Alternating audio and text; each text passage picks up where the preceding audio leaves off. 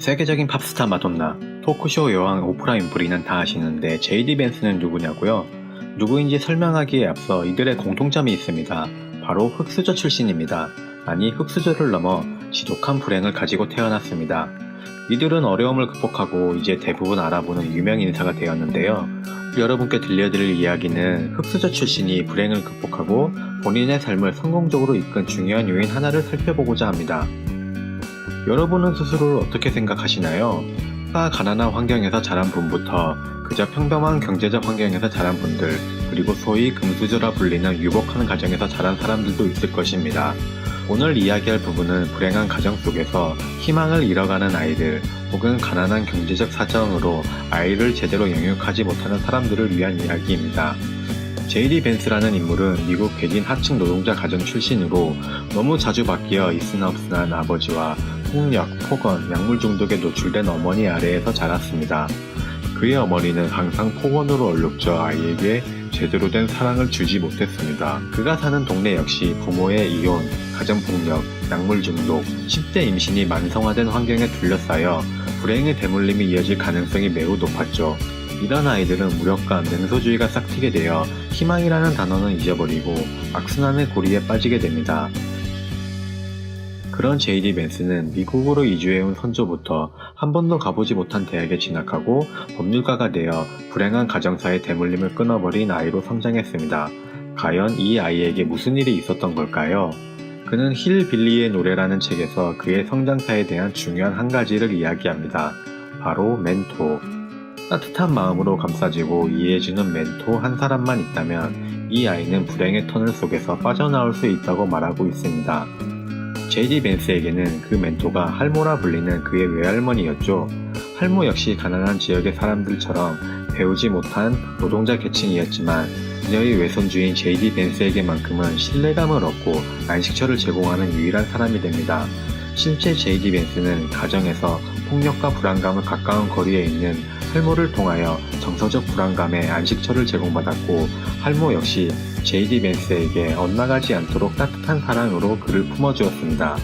할모는 그의 부모님이 아이에게 필요한 것을 주지 못할 때 개입하여 안정된 마음속 둥지를 제공하였습니다. 학교 숙제와 아이들이 집중해야 하는 것들에 집중할 수 있는 평화로운 공간을 만들었습니다. 그리고 그에게 희망에 대해 이야기하였습니다. 마을 분위기가 패배감과 냉소주의에 휩싸였을 때 인생의 불공평함에 대한 솔직한 이야기와 그 희망이라는 단어를 말해주었습니다. 이를 거쳐 청소년기까지 제이디 벤스는 외할머니라는 마음과 공간의 안식처를 얻고 이를 디딤돌 삼아 학교 공부, 아르바이트 경험, 학교 친구, 우정, 배움의 즐거움을 얻을 수 있었습니다.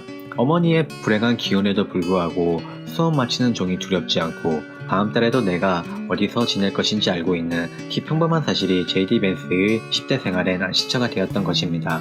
아무리 불행한 환경 속의 아이들이라도 이 아이를 진심 어린 사랑의 울타리 안에 멘토가 되어줄 단 한 사람만 있다면 이 아이는 불행의 터널 속에서 빠져나올 수 있다는 걸 그의 실제 이야기를 통해 들려주고 있습니다. 여기서 멘토는 특별한 전문가나 상담사를 말하진 않습니다.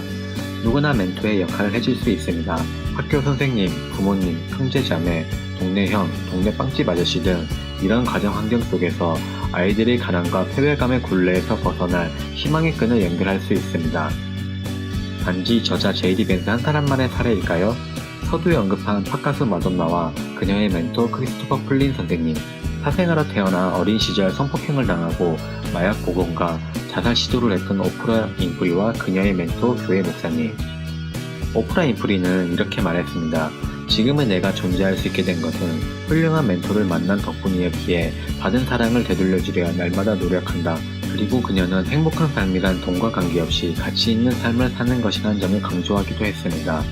이 외에도 장애를 갖고 태어난 헬런 켈러와 그녀의 스승 설리번, 세계적인 바이올리니스트 용재원일과 그의 멘토 양조부모 오닐 부부 등 많은 흑수저들이 어린 시절 제대로 이끌어줄 멘토로 인하여 나락진 인생에서 빠져나올 수 있었습니다.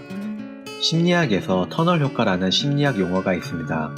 이것은 동전의 양면과 같아 흔히 우리가 무언가 집중을 하게 될 때, 예를 들어 시험을 앞둔 벼락치기 공부, 마감이 다 되어서야 움직이는 프로젝트들처럼 한 가지 목표를 향해 오직 그 목표만을 위해 집중하게 됩니다. 일종의 한 우물만 가다가 자신도 같이 우물에 빠지는 효과와 비슷합니다. 고릴라 효과도 이와 비슷한 맥락을 보여줍니다. 다음 영상을 보시면 농구장에서 패스 숫자를 알아맞히는 과제를 받은 사람의 50% 이상이 화면 속 고릴라를 보지 못하였습니다. 흰색 티만 보라 그래가지고 그것만 집중해서 봤거든요. 그래가지고 딴 거는 별로 기억이 안 남아요. 두 번째 보니까 고릴라 분장을 하더라고요. 완전 신기하네요. 바로 불행한 환경의 아이들은 만성적인 심리적 터널 효과를 안고 살아가고 있습니다. 세상에 태어나서 보고 듣는 게 오직 폭언, 폭력, 약물밖에 보지 못한 아이들은 이 터널 속에서 오직 불행한 환경만을 탓하며 벗어나기 위해 애를 쓰게 됩니다. 하지만 그들이 보고 듣는 것의 한계 때문에 바로 가까운 곳에 시야를 조금만 넓혀도 사랑이 있다는 것, 희망이 있다는 것을 깨닫지 못합니다. 단지 머릿속에 알고 있어도 가슴으로 깨닫지 못하는 경우가 대부분입니다. 이때 한 사람의 멘토만 있다면 그 터널 효과를 벗어나게 해줍니다.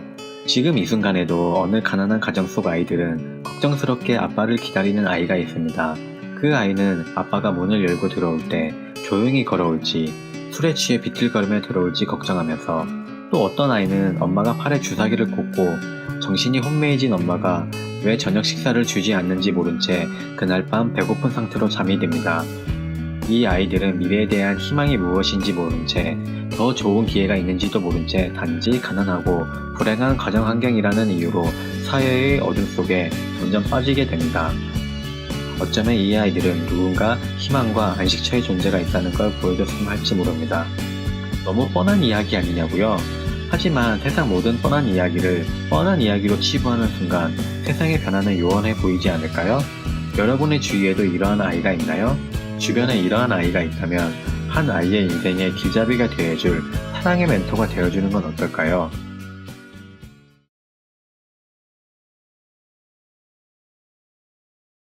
Hey, Will.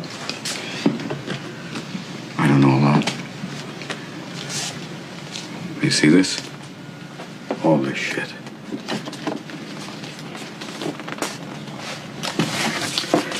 This is not your fault. Yeah, I know that. Look at me, son. It's not your fault. I know. It's not your fault. I know. No, you don't. It's not your fault. I know. It's not your fault. All right? It's not your fault. It's not your fault. Don't fuck with me. It's not your fault. Don't fuck with me, all right? Don't fuck with me, Sean. Not you. It's not your fault.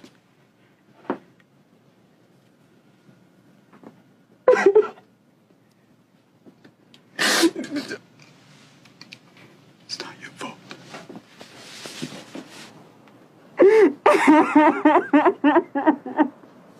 Oh my God. Oh my God, I'm so sorry.